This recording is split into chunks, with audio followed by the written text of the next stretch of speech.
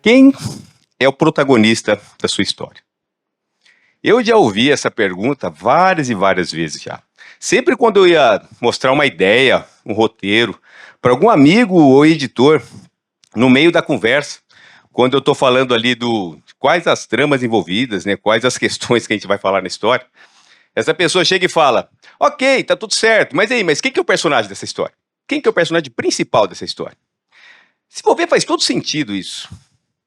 Eu trabalho com história em quadrinhos faz mais de 30 anos. No decorrer dessa trajetória, a gente vai colecionando ferramentas que ajudam a gente a contar uma história. A gente sabe exatamente como usar alguns recursos para mexer com a emoção do leitor. Eu posso pegar vários quadros, um do lado do outro, repetir eles, para ter uma sensação de controle de tempo. Eu deixo a coisa mais lenta. Posso fazer um desenho do enquadramento de baixo para cima. Aí eu coloco o leitor numa situação que ele está diante de algo muito imponente, sabe? Ele vai sentir que ele está pequeno diante daquele desenho. Tudo isso ajuda a contar uma história.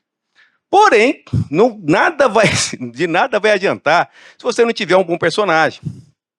O personagem é a chave de tudo.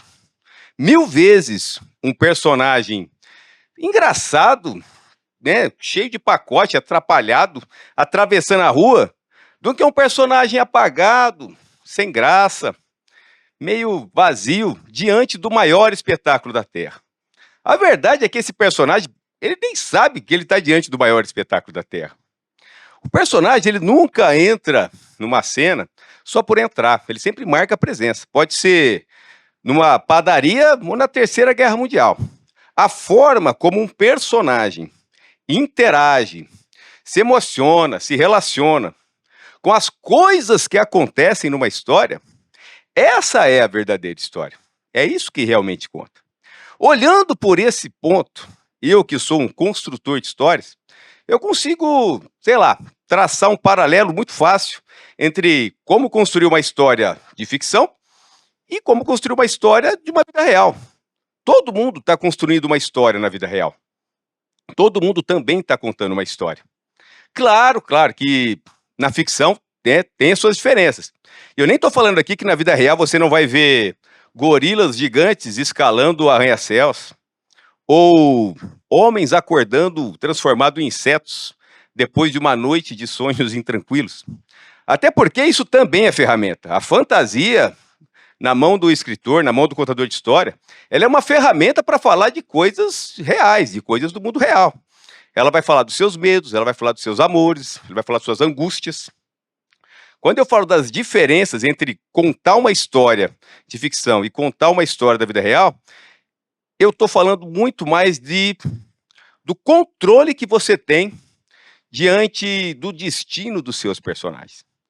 Enquanto que na ficção, você é praticamente um deus. Você sabe exatamente se o teu personagem vai se casar, se ele vai ter um bom emprego, se ele vai fazer uma viagem incrível. Na vida real, essa decisão, sendo muito generosa, ela vira no máximo uma intenção. Você não tem certeza nenhuma que aquilo que você planejou vai dar realmente certo.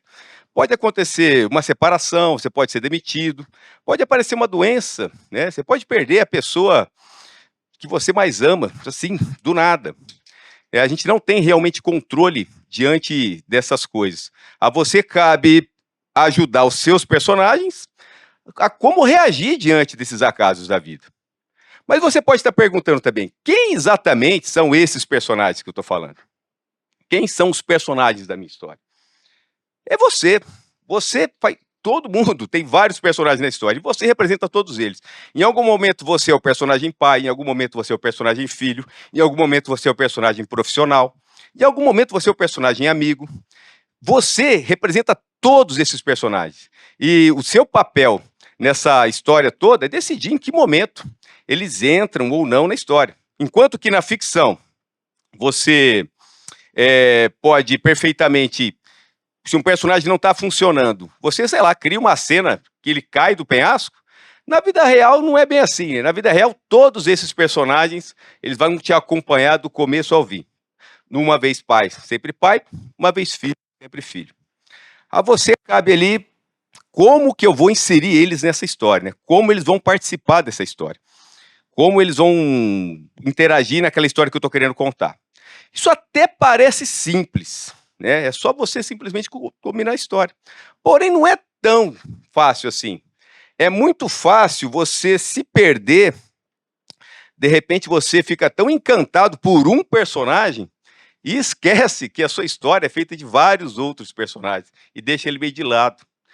Em alguns momentos, de repente, o protagonismo de um personagem ele fica esquecido porque você estava jogando toda a atenção para um outro personagem. Por exemplo, teve uma vez que o meu personagem filho, eu falei desgraçadamente com ele. Eu lembro até hoje. Era uma tarde de sábado, estava muito quente, fui visitar meus pais. A ideia era fazer uma visita rápida, uma visita ali de falar oi e ir embora. O meu pai, naquele dia, ele olhou para mim e falou assim: cara, eu tô a fim de tomar uma cerveja no bar. Não tem ninguém para ir comigo. Vamos comigo?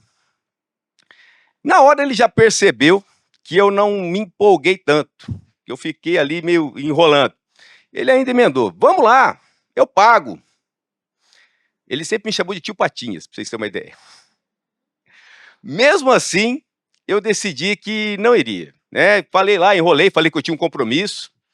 Mas, na verdade, quem tinha um compromisso mesmo era o meu outro personagem. Personagem corredor de rua, que cismou que naquela mesma tarde ele ia correr 8 quilômetros na represa. Acabei não indo. A história até parece uma bobagem. Se depois de algum tempo, pensando no assunto, eu não lembrasse que eu nunca tinha tomado uma cerveja, só eu e meu pai, numa mesa de bar, só eu e ele. Sempre foi um ambiente meio coletivo, sabe? Sempre foi uma coisa, mesmo no bar, era ele com os amigos dele, eu com os meus, ou no ambiente familiar, todo mundo muito junto, né? Sempre teve um distanciamento ali, A minha família, talvez por ter sido criada ali numa estrutura meio patriarcal, o amor tinha de sobra, mas tinha aquele respeito, né, que te engessa um pouco nas relações de afeto. A gente nunca foi muito de abraçar, de falar eu te amo, de beijar no rosto.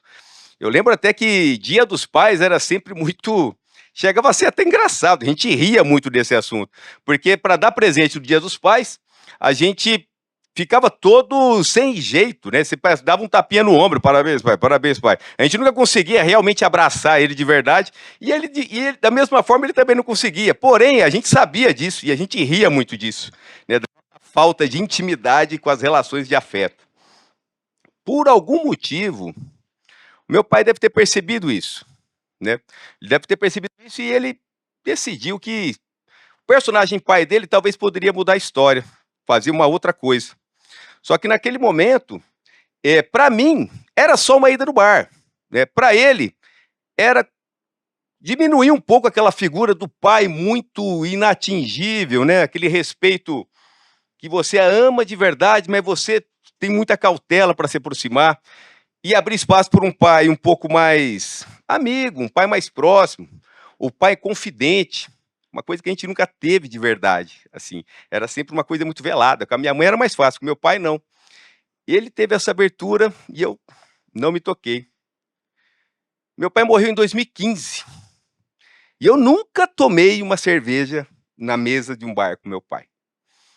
Até hoje eu me arrependo de, naquele momento lá, eu ter dado mais importância ali para o personagem corredor de rua do que para o personagem filho. Estava claro que o papel, a cena toda foi escrita para o filho. E eu não percebi. Joguei toda a história para o corredor de rua, que cá entre nós nem é grande coisa assim. Poderia facilmente não ter ido. Mas enfim, felizmente, a história está sempre em movimento. Se tem uma coisa bacana de escrever uma história da vida real, é que o roteiro nunca está pronto. Um personagem que não aparece no primeiro capítulo, ele pode aparecer em outro de um jeito incrível, de uma forma mais viva, mais vibrante. Eu tive momentos incríveis com meu pai. Apesar das nossas idas e vindas, toda a história também tem seus altos e baixos, eu não tenho dúvida nenhuma que a gente escreveu uma boa história de pai e filho. É importante a gente lembrar que a gente, observando os personagens, eu consigo redirecionar eles para outro lugar. Só precisa prestar atenção. a gente tem que ter o hábito de prestar atenção em quem são esses personagens, sabe? Prestar atenção no que eles estão fazendo, porque eles estão todos lá. Eles estão todos juntos. Tem lá a celebridade postando no Instagram sua vida perfeita, mas nessa mesma história também tem uma pessoa, talvez ali, que está tomando remédio para dormir porque ela tem seus problemas emocionais. Sabe? Tem lá um empresário de sucesso, admirado, né, na empresa, mas talvez nessa história também tenha um pai ausente, tenha um marido distante. Sabe? A gente tem que prestar atenção em todos os personagens. É muito legal a gente olhar a nossa história e conseguir ver em que caminho ela está indo. Qual personagem que está aparecendo mais? Porque não tenha dúvida, sempre tem um personagem que aparece mais. Em qualquer história sempre vai ter esse personagem. É o que geralmente vai para a capa. E aí você vai ter que decidir se essa é realmente a história que você quer contar. Se essa história está caminhando para o lugar que você realmente está satisfeito. Por isso é muito, muito importante que a gente pare de vez em quando, desliga o celular, olha para a sua vida, olha em volta, olhe para todos os seus personagens e se pergunte: qual é o protagonista da minha história? Cuidem bem dos seus personagens, cuidem bem das suas histórias. Obrigado.